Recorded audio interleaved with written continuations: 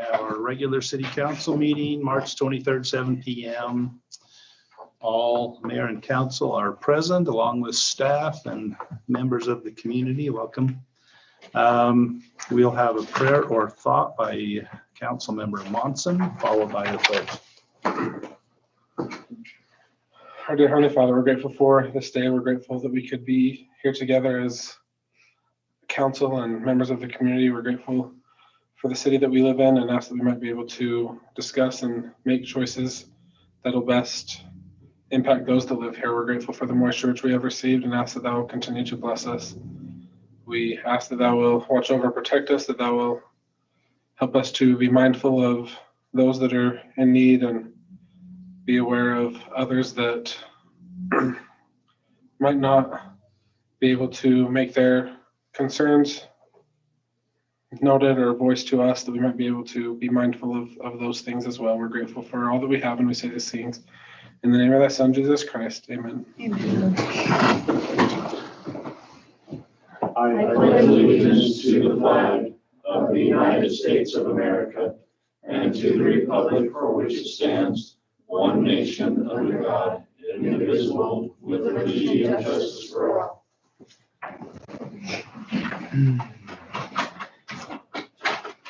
Okay, has council had occasion to review the minutes and the agenda? Are we ready to move forward? Other questions? ULGT instead of ULCT there. That was the We're in the minute. Typo in there somewhere. Nice. G's and C's are all the same to me. yeah. Son.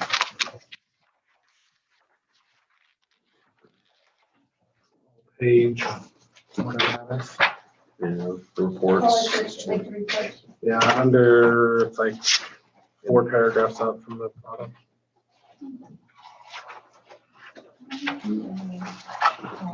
Somewhere, wherever it is, we'll fix it. Utah League of Gangsters and Towns. Gangsters and thugs. There you go. For the record. Okay, cities and towns is what it actually is, but I better officially say that. We'll have a trib article going, so.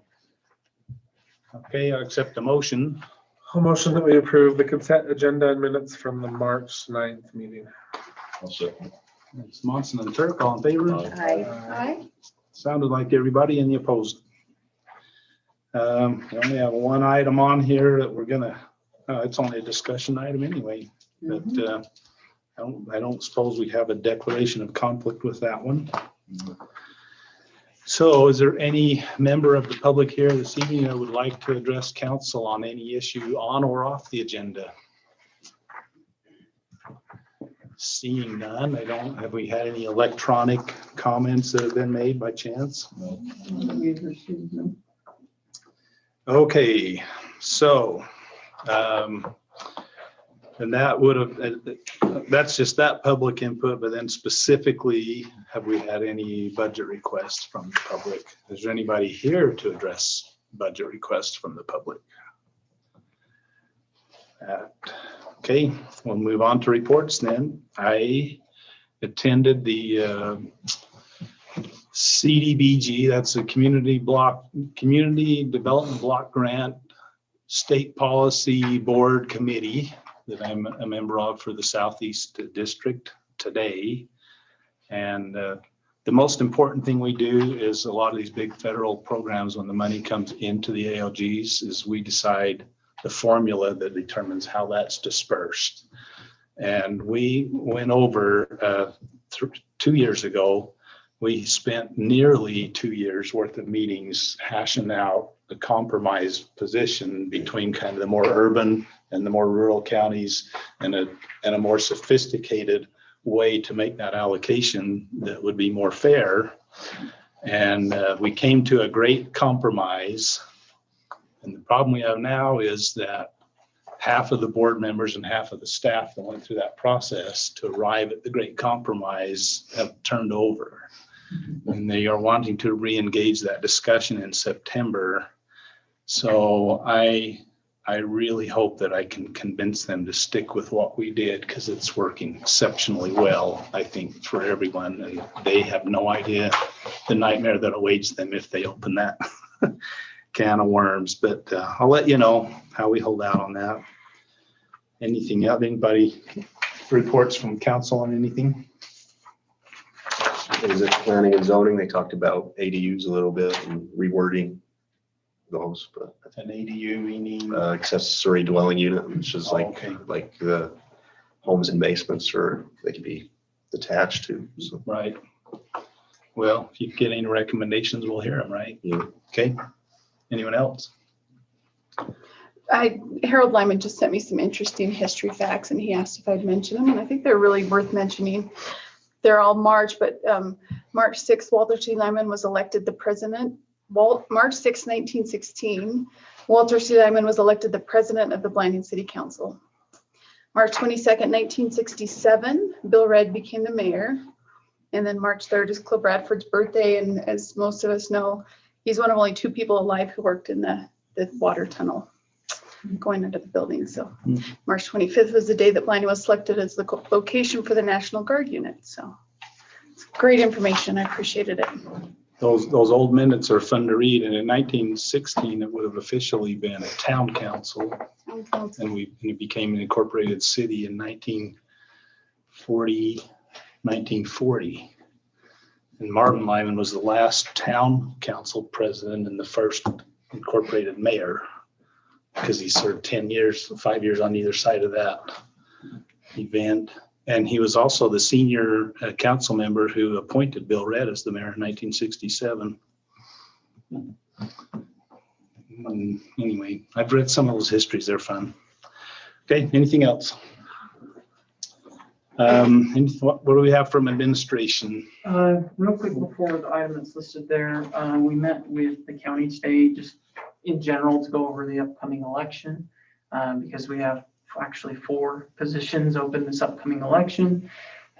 We did briefly highlight the having a polling location here, and he seemed to have no problem with that because there's no county election going on. So finding an interpreter will be. So on the note of the interpreter, he said the reason why they've had to have a certified interpreter is because of a settlement that they've had.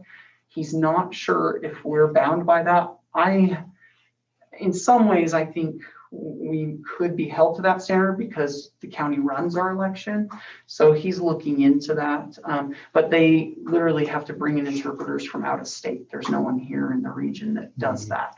And so that's part of the hang up. Did you look into all to see what that I qualification tried getting is? that out of him today a little bit, but yeah. Well, I've talked to it. Was it John David you spoke to? Yeah. Yeah, they have to get it, I think from a school down in New Mexico or somewhere, Mhm.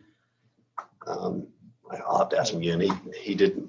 He seemed to think that we wouldn't really be required, but I asked him to just please double check that because since we are in contract with them, in some ways we're an extension of the county. And so I just want to make sure. Are they required to have an interpreter in Monticello? Do you know? At their polling locations? Well, I think the So, county has anywhere. provided that. Any Yeah. polling location within the county? Yeah, right, exactly.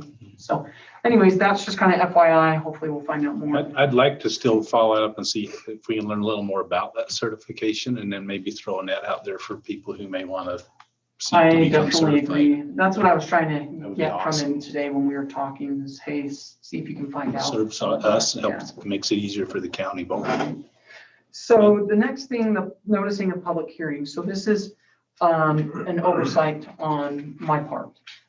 So Kim does all the noticing, public noticing through the state website. And so I made the assumption that she was also sending the noticing to the newspaper. And my understanding since then is that Jeremy sent the noticing for the newspaper for public hearings.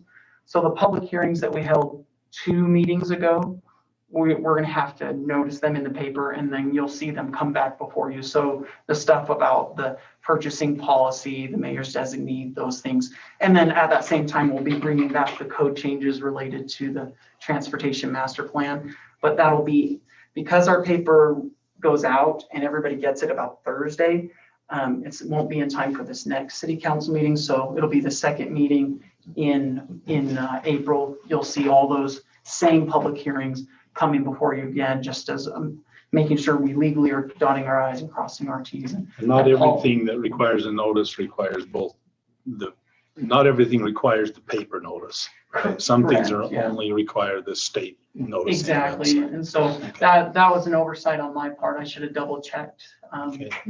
You know, they say about making assumptions, so that was bad on my part. So, Councilmember Bowers, for your sake, because you had to step out, the public hearings that we held a couple weeks ago, I had assumed that staff was sending that to the paper as well as the state website, and that wasn't the case. So those public hearings that we already held and approved, we just have to redo them to properly public notice them. So you'll see that at the second week in April. So, Okay. and that's all I have. So. Hey, moving on, financial status. Do you have any questions? Excellent report. I knew you would like that. I really don't have anything to add other than what I've put in my stuff. I like the notes that you make, that it's already kind of explaining the things that you look at and go, I wonder about that. It's really thorough. There's huge amounts of COVID money coming through the AOG or to the AOG, and they've spent maybe 20% of it, and there's more coming. So I've been looking into what that exactly is, and if it gets pushed down, but then we have a hard time spending it too. So I don't know. We anticipate How that hearing works. at some point what our tranche would be. That's the word, right? And we're anticipating two of them, but no idea what that amount will be. Well, and those are different than the ones I'm talking about. You're This, talking about the previous ones. well, no, it's different pools. This, Oh, okay. anyway, I'm gonna do some investigating with the AOG and see where is it going, what is it doing, who's actually spending it, how does that work? I don't know, but Anyway, I it's crazy. understand that these next ones coming, the requirements on what you can spend those on has kind of been loosened a little bit. We may be able to use them in some other areas. We're just waiting for more info on Yeah, that. that's true. Well, okay. I'll just- Yeah, I don't know. It's crazy stuff. So is there any further questions on financial? Thanks, Kim. You're welcome. Okay, gas rate report. That's an interesting term. Who we got doing that? Am I doing it? Okay. So you wrote the report, right? Yeah, we had that large increase, and Dave kind of talked about that at the last council meeting. Oh, so this is just coming up with the ideas for how to handle that. Right, so what I did was I went and ran a whole bunch of numbers and using last month's usage compared to this month's usage, plugging in the new numbers, looking to see what the impact would be on our residents. It looked like overall, an average would be about 20% more this month. So then Dave had me go back and look at like what that meant in dollar numbers. So the average increase of those who use less was $27.89. Of course, some will be higher and some will be lower. So the bottom line was overall we used less gas but spent more money for the less gas. Well, because with the worst case we were thinking is people's bills might be more than double. Well, Right. and had they used the same, it would have. Amount, it would have been bad.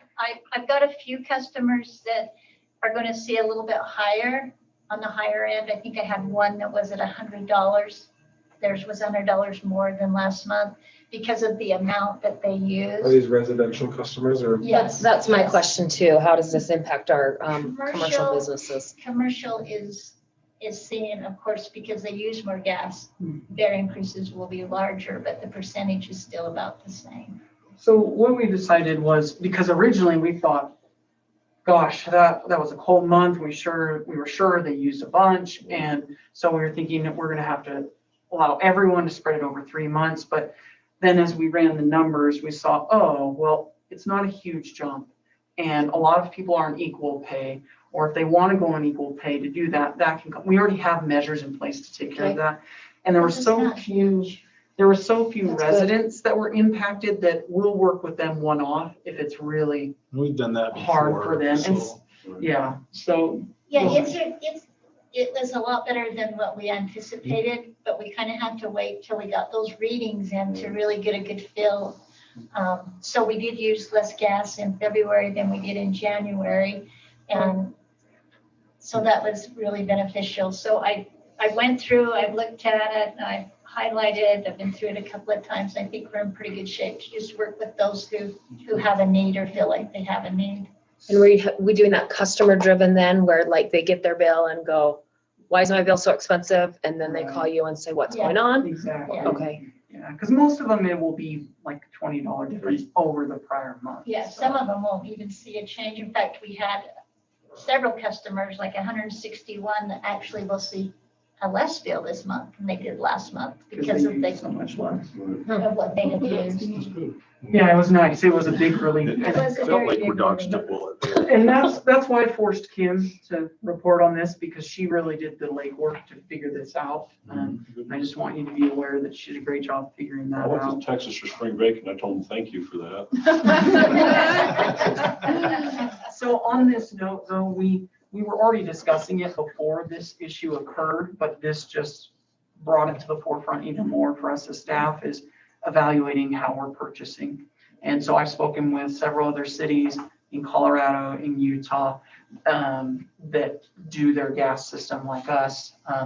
And so we'll probably be making some adjustments to how much we do a fixed rate for versus not fixed rate and such, but we'll probably bring that back to you a little bit later. But it definitely brought to fruition some of the weaknesses that I was already kind of concerned about. And when this happened, it just kind of validated some of those concerns. And so I want to make sure we're addressing those. But we don't want to get locked in at too high of a rate either. And that's the No. hard thing with purchasing Well, too much. And that's where I've quizzed them, is right now, the rate that we're at is, talking to the cast guys, they gave me some of the breakdown of what the wholesale and the retail is, and they said, what we're locked in at is some of the lowest historically. And so really, what the wholesale is producing at, we're only about $1 more than what they're producing at. On average. And so we've actually got a pretty low rate locked in, and they actually foresee, as my gut has been telling me, that the rates are just going to keep going. So what I'd hate for is in, 4 years, we go to do another fixed rate, and now instead of being $2.40, we're at $5. I'd rather lock in more now than later. But those are the exact questions that I'm asking. Sorry to kind of pontificate, but I totally agree with you. It's a balance. And mostly for our residents. That's what my big concern was, is I don't want the residents to suffer from fluctuation. So. Okay. All right. Note going forward, let's put a name associated on each Yeah, of these as we go. You maybe already made that note. Yeah, I agree. Project status report, Mr. Recker, Harry. Friday, Mayor and Council. We've got the March 2021 project status report in your packet. Got several projects going. Kind of an update on Westwater. I'm working with Councilmember Bowers. Councilmember Monson is aware as the councilmember over Power. I think all of you know a little bit that we've been trying to get power out there for a long time.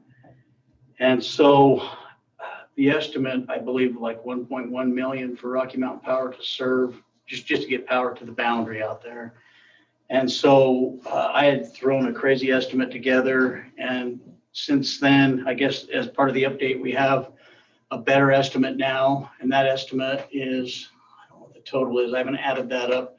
I had ICPE, our electrical engineer, they did an estimate for me. And to get power from our system to their border with everything we need for the primary meter is $183,000. And then the meter itself, $2,500, I think. And then there was a few additional costs. One other thing that the meter guys told me that we were gonna need, but, so we're right in that, less than 190,000, so significantly less than the 1.1 million. Have you shared those yet with the committee? You No, haven't had a chance. NTUA has those numbers and UAMPS does. So That's great I would news. assume that would be possible in that meeting. I believe we have a meeting Thursday with the technical committee. So, And who is funding that? okay, so a little bit about funding. Utah Navajo Trust Fund has $200,000 allocated for this project. The legislature has budgeted, we don't have the budget approved yet, but $500,000 is budgeted. Okay. And then the LDS church. And then the rumor, It if will you can not say this in miss. public meetings, is that the LDS church will match the state. Okay. So it sounds like there's the possibility of 1.2 million, of course, there's a lot more cost for the distribution, we will only play a role in getting it to their Getting the board. power there and then, okay. Yeah, So it won't be Blanding taxpayers that are footing that bill? no, okay, so we don't have all that worked out yet. We've kind of put up a preliminary, well, what do they call it? A notice of intent, UAMPS. So I kind of just dumped this on UAMPS and they're running with it, which is great because it didn't cost us anything. And ICP even did the cost estimate for me for free. I'm sure in hopes that we'll use part of that 183,000 as the design engineering for the project. Okay. So I don't know how best to answer that question. So we're working through it and we've got a kind of a letter of intent. And UAMPS would like NTUA and the city and themselves to sign that. It's a non-binding agreement and that draft, NTUA has seen that now. And so Venny, I couldn't say his name if I had to, but they call him Venny. So he has all that information. He'll take it to Walter Haas, the CEO or whatever they call him for NTUA. Okay. And hopefully when we get there, then that'll lead to a negotiation that the council and everybody can look at. So the way that's been proposed in the draft letter of intent is that the city will be responsible to provide a contractor and the construction, and we will get that done. And then we will be reimbursed by NTUA Okay. through UAMPS for the construction. So that's the way it would, we won't pay for that. And then we're working, so the way the power works too, some power resource has to be found that can be delivered to the primary metering point. And then NTUA will distribute that to their customers and bill them accordingly Okay. based on their usage. And so a couple of options, most likely NTUA will join UAMPS as a member in the pool project at a minimum. Wow. And NTUA has Colorado River Storage power, just like we do. Mhm. I mean, it's some different amount certainly. And so they will probably use CRISP resource to provide we're talking 200, 300 kilowatts. It's not a big load out there. Mhm. And then they would join the pool. So if the residents, and then they'd make some average allocation based on an estimate. And they would kind of turn that crisp power that they have to UAMPS. And then it would come back around through the meters. They'd be billed for the losses, of course, and the WAPA and all these guys, all stuff's over my head, how they figure losses. But, and we would have losses from our substation to the primary metering point. And we've calculated those at somewhere, we know it's less than 5%. But and when we do the design engineering, we'll be able to pin that Okay. number down a little better. So there's some different things that we're looking at on how they get power. So if they used more than what resource they've thrown at it, they just have to buy from the pool to cover that. And if they used less, then they could sell that back through the pool, to anybody. So, I think it makes sense yeah, for It does. us to provide it instead of them running miles and miles. yeah. I mean, It doesn't, and certainly at some point we'll probably annex, right now, Tom and Terry Winder are the end of city limits kind of right there. And there's some property down in the hole there Bonnie Petty has on the south and multiple property owners on the north. So it makes sense. And It really won't cost us too much other than a ton of work on our end, paperwork and just kind of. And I just want to say thanks to Terry. He's done a great job with this. And, you know, the last meeting that we had, President Nez was there from the Navajo Nation, and the state treasurer was there. I mean, there was a lot of important people there who got to hear the work that's being done with no funding in place that hadn't been set in place yet. And so they promised that they would help push that through so that we can help get this done. But Terry's done a lot of great work on it to find a way to make this happen if it's possible, that we can do it without our taxpayers funding this. So Yeah, and then just one other little thing, Dave's met with Bountiful, and some of those other UAMPS members besides Bountiful City want to play a role in donating time, at least with linemen, to do the distribution part on the Westwater property itself and connect those homes. So I think I might have mentioned it in the last council meeting, but City Manager Bountiful said he'll send his guys down basically for a week till it's done. Wow. And he said stuff, like Terry said, other UAMPS members are planning to do the same. And both my discussions with him and with a gentleman named Paul Summers, who helps with statewide Rotary, they both sounded pretty, not just confident, they spoke as if the LDS Church is already in. So, I mean, I guess it remains to be seen to some degree, but they seemed pretty confident that that was moving forward. So looks like a lot of good. Some of these same municipalities that have their own high voltage, lineman power crews they've already been doing some of this out across the Navajo Nation, helping NTUA try to get up to speed on some of that. So that's an ongoing thing that they've been doing for years. That's awesome. Called Light the Navajo. Okay, questions on that? Nope. We'll keep everyone posted as we move forward. Meadowlark Subdivision. Most of you were on the council when we approved that project.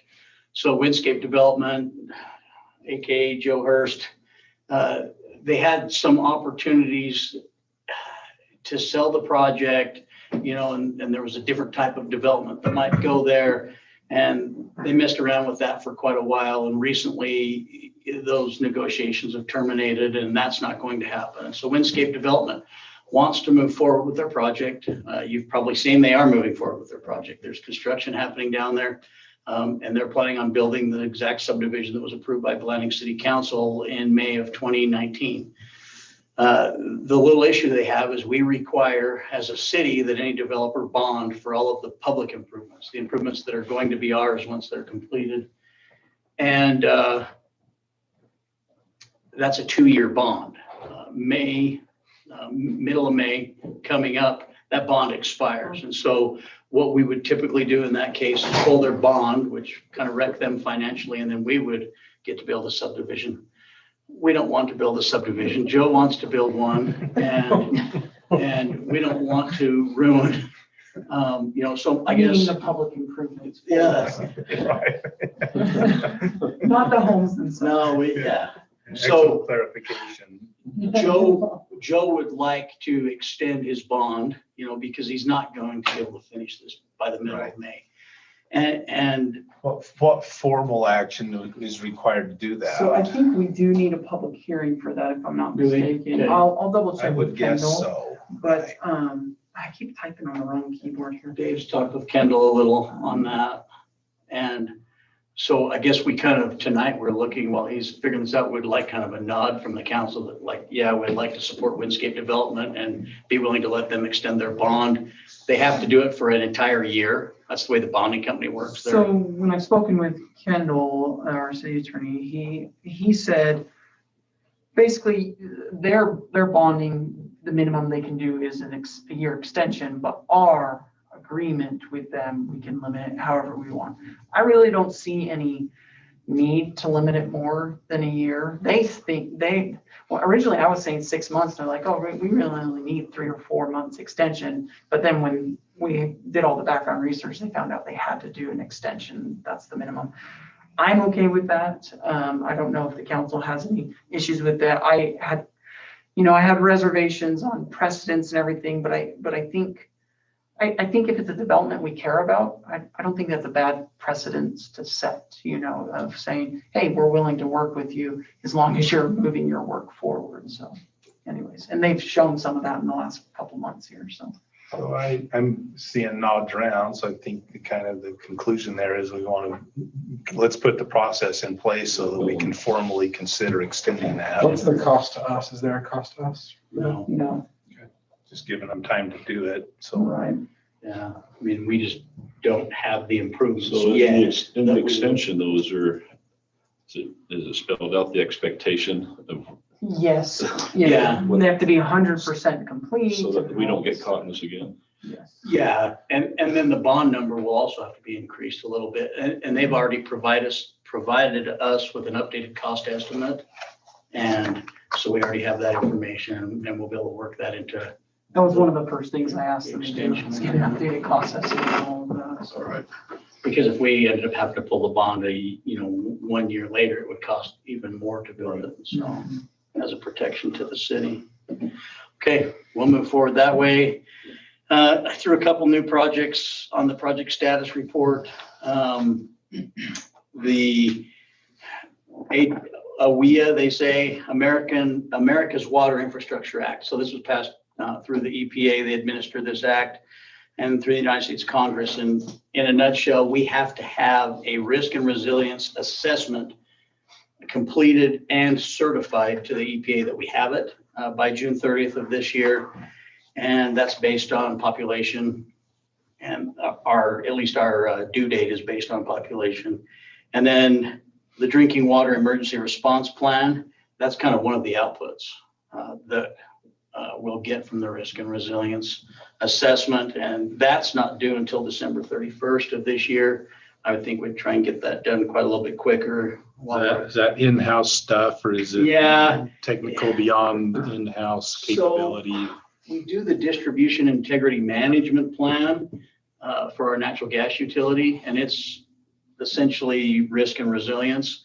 You look at threat assessments and all that type of thing, and it's a lot of cities are in a panic right now trying to get this done, and they're hiring consultants. But the problem is you have to have this consultant come in and sit right next to you, because the system has to do all those assessments anyway.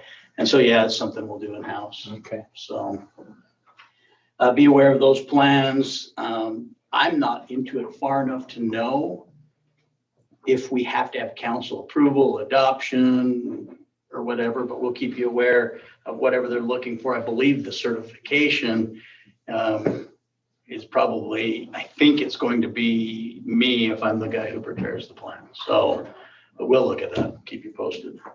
And then the street maintenance project coming up, we've got some of our C road money and everything, and so we'll be bringing that to you. I'm not sure if we're going to be able to get put together and out to bid in time. One of the interesting things, especially for Councilmember Nelson, that's new, oftentimes on street improvement projects, a chip seal or an overlay, we have one contractor who will bid, and LeGrand Johnson up in Moab. And my past experience has been, if we can't get a chip seal project ready to go and bid quick enough in the year, their schedule gets full. And so we could be looking at a 2022 construction date if we can't get it soon enough. And there's not a panic there. So we will keep you posted. Questions? Awesome. You still have to. Oh, yeah. Water rates. Okay, this one's thought you were done. fun. Our water rate stuff. So we've ran that model. A couple things I wanted to go over. So I think you probably all had a chance to look in your packet. We've ran that model. We think there's something around 900 acre feet of potential runoff that the city can grab and put in our storage. And so based on the model, we're right in that orange to yellow zone, bottom end of the yellow. And the model inputs consider current storage. And so when I took those from our last month's water report, of course, that shows a fairly empty third reservoir with most of our 800 acre feet still out in recapture. Of course, as you know, we've already started moving some of that water, and that helped us feel comfortable to move into yellow. rather than orange. I think there's some real benefits to that for several reasons that I put in my staff report. And we looked up the resolution, and at first we questioned, well, does the council approve the current color code? And really, the answer to that is no, because the resolution, when we adopted those rates in January of last year, They're automatic. they're automatic based on the output of the model. So, Which makes it easier administratively. so when you guys as elected officials have friends, neighbors, citizens asking you about some of this, if you go to our website, at the top, we have the little menu, and services is one of them. It won't show on this page. And you just click on services and right there, yeah. On service. And then, Pratt said what he would do after the meeting is he would actually put a thing on the. just straight on above the- zoning map there. on Dave. the Main what- main homepage where homepage? They could just go right to it from there. One more. Okay, so you can just click on water rates and that'll bring up this page. There's some information here that will help citizens. Pratt will, of course, change that so it says current color code yellow. Awesome. And then if you go down to the bottom, keep going, we have our calculator here. And so if you just want to mess with this, you guys probably are on auto bill pay or whatever, and you get an email every month. So you can just, if you're like me, you dump those into some folder and hold on to them. Maybe you're not like me. I'm kind of a nerd. I like to go back and see what my usage was, but You can do that online, you know, you don't have to have the paper copy. I don't have, well, it's a PDF, it's in my email. I don't do Express. That's probably Mickey, and who knows how I'd get into that. So what I was gonna have Dave do, just to play with this a little bit, is change the month to June. And then we can, And this is based on, what are the 3 seasons? we have 2 shoulder seasons, spring and fall. And then, so that's up here in our residential water allotments. Nope, that bottom one, the smaller table. Mhm. We have those allotments for residential use. And in the summer, of course, we expect and anticipate outside watering, so that allotment's much larger. Shoulder, it's cooler with less evaporation, so we expect our residents to use less outside water. And then in the winter, of course, no outside So water. that's why the month's important here to select. Yeah, that's why the month's important in that residential water bill calculator, because most of us are gonna be concerned with that summer. And so if you put, and then your gallons, your bill is going to say 10 or 150. Keep in mind that's 1,000. So whatever your bill says, you need to add 3 zeros on. So if we do, our lowest water rate user uses 1,000 gallons. So let's try 1,000. And then so that person's water bill would be $23.03 in a green year. If you go to yellow, it's still that. And that's because that user is less than their allocation. 1,300. So, yeah. So So if we change back to green, and then my peak is about 52,000. And so, and then you can see my bill will be 86. And then this year I should expect about 94. So I'm going to be encouraged to try and reduce those water Yeah. usage. I thought I had my Google Keep open. Darn you. I'm trying to remember what the Well, the peak nice one thing was. is too, this calculator shows them, you know, based on the allotment, you know, if they actually use under here, they, you know, here's how much less they would be paying. Question, and going in here, are the irrigators anticipating runoff enough that they're going to have an allocation? Or is this one of those years where if they're going to get nothing anyway, we will pay their assessment and then we got all kinds of water? Everybody wins when that happens, if it's that No, dry. I would anticipate, Mayor, that they would have some type of So an. they're going to of have an an allocation, so that won't be in the Because discussion. they have water, there's 3,500 acre feet or 4,000, somewhere in there out in recapture right now. And they own from the 2,500 acre feet up pool. And so there is some water, so they will want to allocate, and that'll happen tomorrow night. You're remembering that meeting? And so we don't know yet what that allocation will be, but I've never seen them not allocate if they have some storage. Well, yeah, as dry as it's been, I was just wondering, because if they look at it and they know they're getting nothing, that's been a win when we've done that. Yes. Just- And that could happen next year if we have another bad year, certainly, because there wouldn't be any storage Well, I'm left. glad they're getting something, at least probably lower ditch. I don't know if upper ditch is gonna get anything. So if you'd like to see one more, I had Bailey get me the peak customer. And then I didn't go with the highest month usage, but their second highest month was 159,000. And the highest was like over 200. And I thought, wow, I wonder if they had a leak or something. But so anyway, they're gonna go from 369 to 437.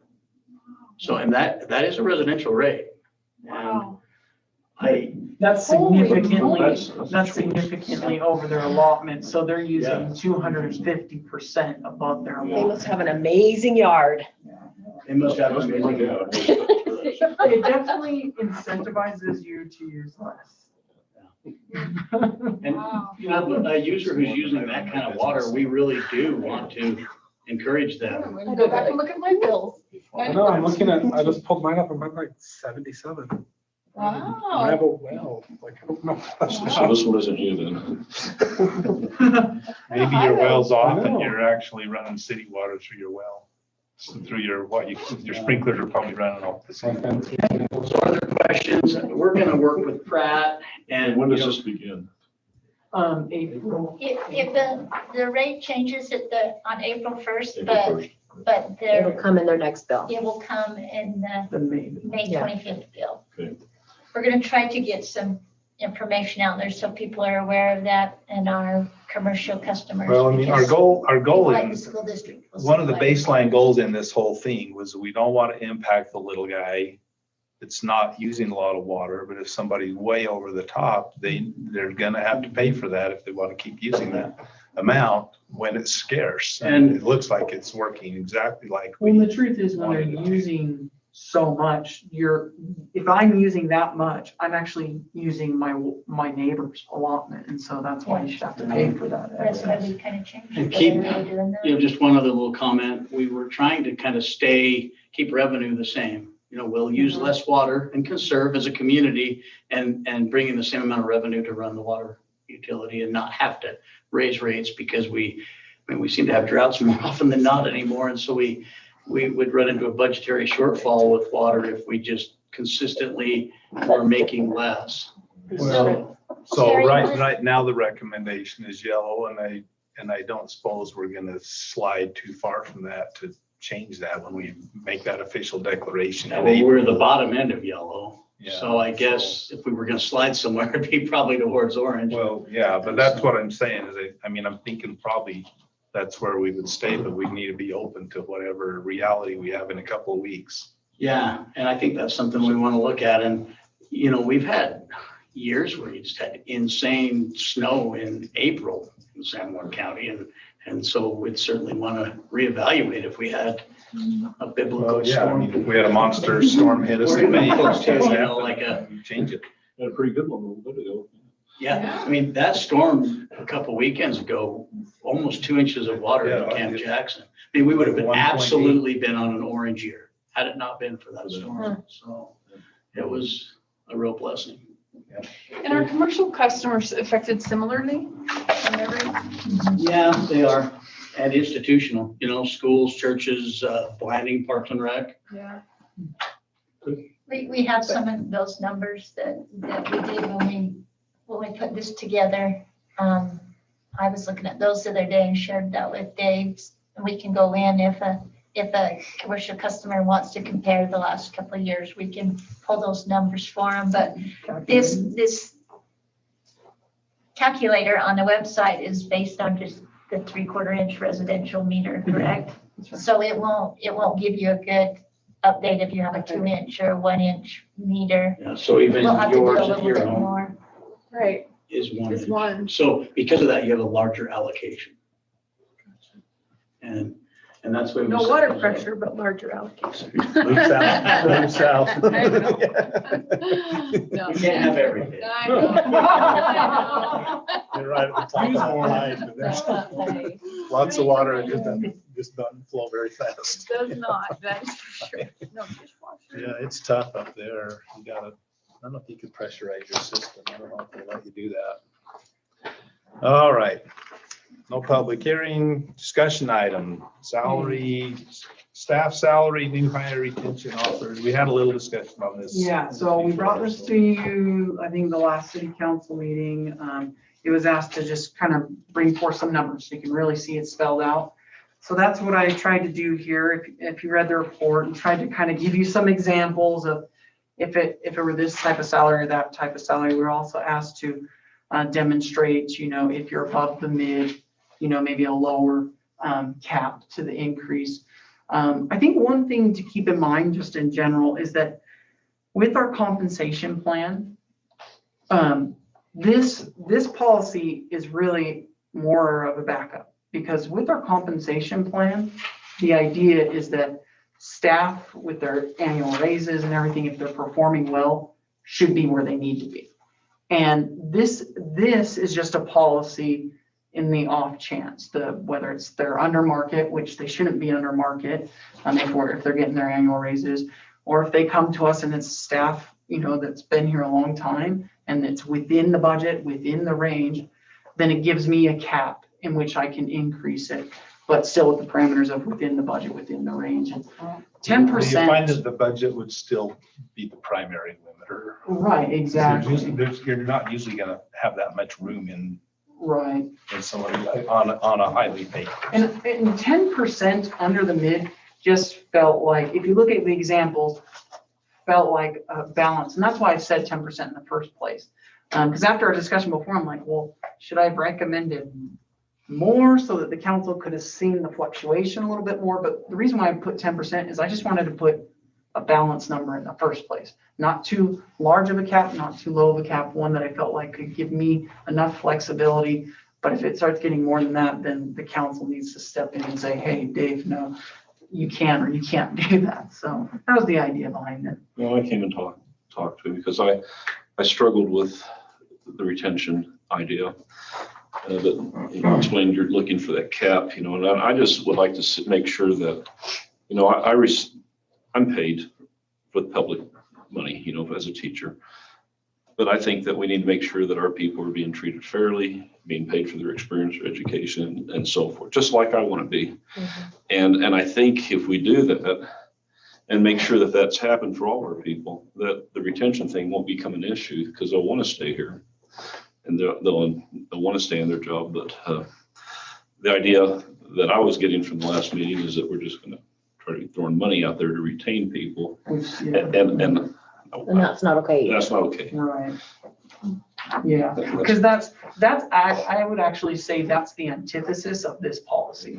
The purpose of this policy is to provide a cap on administration to say that we can't just keep throwing money out at people. And that's where I got the heartburn. Right. Mm-hmm.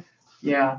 And the real purpose is exactly what Councilmember Turk is saying, as well as the retention thing. If you see, I added in the policy that a staff member can only approach us once in 10 years to do that. That's a long time, right? So you're going to be pretty hard pressed to not be with in a fair position, in a 10-year frame. And so What happens if we have, and I don't ever see this, but it's a possibility, I suppose. We have employees that are going to retire within 10 years and they know they're going to retire within 10 years. So they're going to come to you and say, hey, I'm going to leave. And you say, no, we want to keep you. Here's 10%. And they plan that all along and they're going to leave anyways, but now they just got some more money before. Well, I would say as a good administrator, I would look at that and council would probably look at that and say, well, you're retiring in 5 years or 3 years. There's no incentive for me to bump you. If you're going to leave, then you might as well just retire early. And like I said, I don't see that happening. Because I'm going to have to deal with you leaving in 2 or 3 years anyways. So if that's your take, then why don't you retire now and I'll go hunt for someone now. And I think any administrator would do that. So, but I think that's a fair question.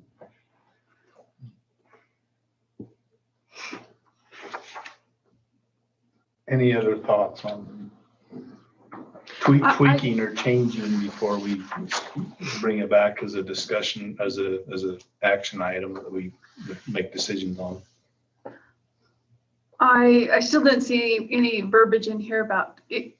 I personally believe if there's an employee who gets a raise outside of the budget time frame, that should come back to council. Even if you need to give that raise for retention, I think it still needs to be presented to council. So that it's a check and balance system, so that we're not just giving raises and nobody knows about it because you're staying within a budget. And I don't see that verbiage in here. I think that's because my staff recommendation is not that. My staff recommendation is as the city administrator, the person who administrates staff, I need some level of flexibility to retain a staff. But I'm saying you can retain them, but it needs to come to council But to present the information. my point is that there's not, when you're trying to retain someone, they've got to offer somewhere else. Sometimes you only have 3 days and there's not enough time to take it before council. So, sorry, let me explain it again. So you retain someone, you give them a raise, we're giving you authorization to do that. Uh-huh. You have to come to the next meeting and present to council that you gave a retention raise. Yeah. Okay. Yes, I totally agree with that. Yes. The words aren't in here. It's The like words the aren't- purchasing Right. policy. If I make a purchase, then I inform the council. Totally agree with that. I Yeah. thought you were saying the opposite, which would kind of make this policy a moot point, but I 100% agree with that. We will add that in. So when we bring it before you to actually approve into the personnel policy, we'll make sure that that's added in there too, that we must inform the council. How would, Sorry, I was misunderstanding. Oh, no, it's would that have to be done in an executive session each time? No. Or No. would it- Okay, because we're not talking, Well, See, you know, that- I that's guess where I it can gets- Supposed to be. be done in. That's where it gets tricky. we're And talking that's about the someone issue that specific Kendall in their pay. talked about. Actually, you know We're what? only talking about one Because we're person. in a very It's small problematic. staff, I would probably recommend an executive session informing the council that way unless the city attorney says the opposite, so. I don't think you can do an executive session unless you're talking about their negative performance. When it's talking about raises and personnel stuff, you can. So for doesn't that executive go session. out on Utah's right to know anyways online, all that? The pay does. I talked to Kendall about this Yeah. because we had this Did he issue say come the up. opposite? So that's why I gave my caveat. Yeah, I don't know, if unless the that- I'm city not attorney saying it says does or opposite, doesn't, so I just was curious. I would check with. I Currently, would check the with reason you.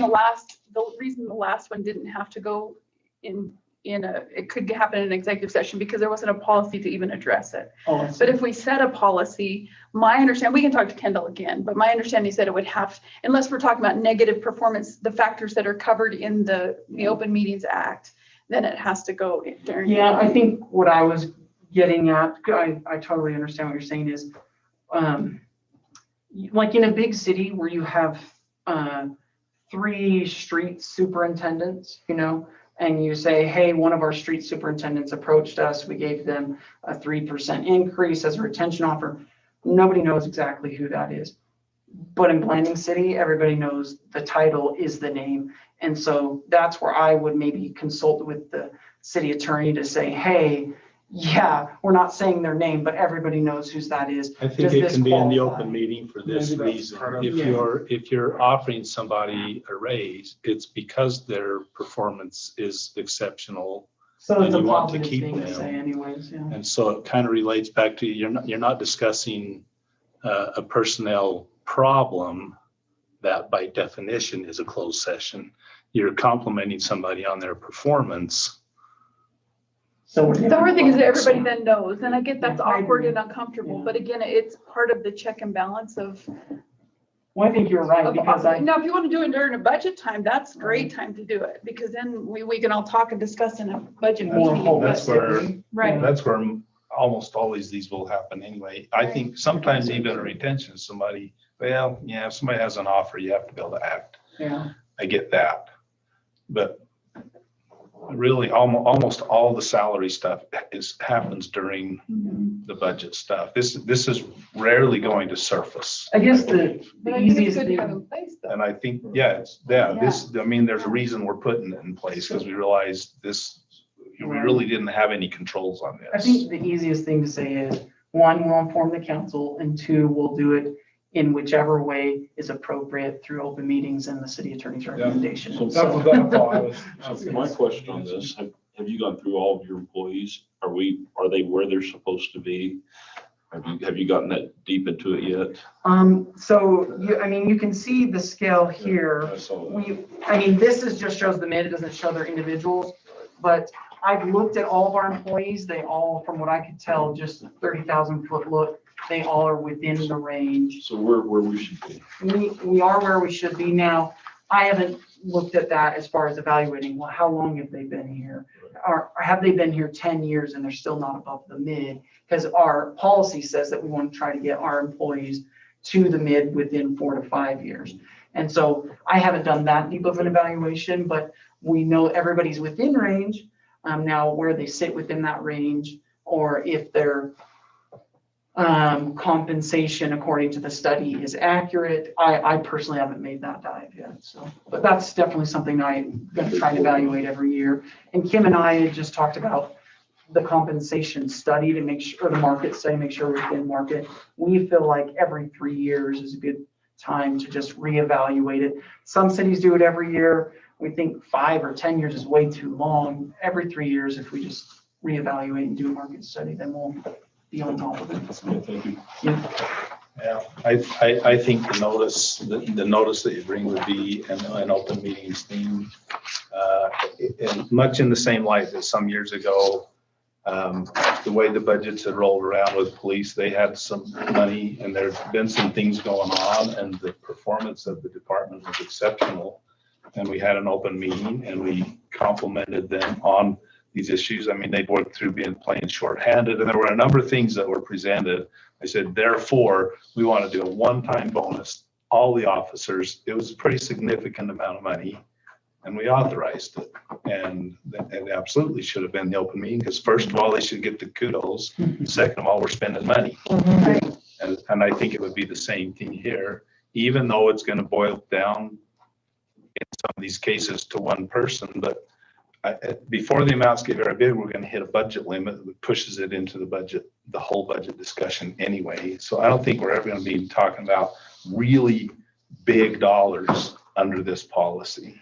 no, it And so really it's is going to be long. a well-deserved raise for the reasons that are cited, and we should be able to stand on that and say, yeah, absolutely, we approve that. Well, and the push with this too is to get people to do this during the budget time. You know, Right. if there's someone who's above and below or exceptional or not, or whatever that is, let's adjust that during our budget time. That's I when agree. council should be doing that. So Right. hopefully this is few and far between and that this pushes it to go that direction. If you have to discuss it during open meeting, it's not comfortable. I mean, Yeah, they're all it would open only meetings, be, but if you have to discuss It it would only during be a open city retention council. offer that's going to come up out of budget. Yeah, Everything else is new gonna hire be in thing. budget. I like New that. hire That's good. possibly, yeah. Yeah. So And I guess with direction from council, do you prefer when they're above the mid, do you prefer to keep it the same 10% as below the mid, or do you prefer that 6%, or is there some other recommendation? If they're above, I feel like it should taper somewhere. Right. So when we were crunching the numbers, 6% seemed to be the most balanced. So it gave enough bump to make sense, make it worth it, but not so much that it also capped them out, if that makes sense. So that's why we recommended 6. I agree with Logan on that. You get up into that upper range and it should, by nature, it should start to taper down anyway. So if I have consent from council, we'll bring a written policy, the next city council meeting for you to vote on with, we'll just say with those changes. With Yeah. the added verbiage that Cheryl did too. Yeah, right, with informing the council. And I I'm glad you appreciate, clarified that because I Yeah, was me starting too. to go, wow, you're not going to be able to respond in time. yeah. When you clarified that, I went, okay, yeah, that's Yeah. where we should be. That's what I was just gonna say. I appreciate the discussion, and that's the purpose of these discussion sections, is to just make sure we're all talking apples to apples, because sometimes we're looking at it a different angle. Well, I We're keep saying saying the it same over and over thing, again, but- thinking, am I doing this completely backwards?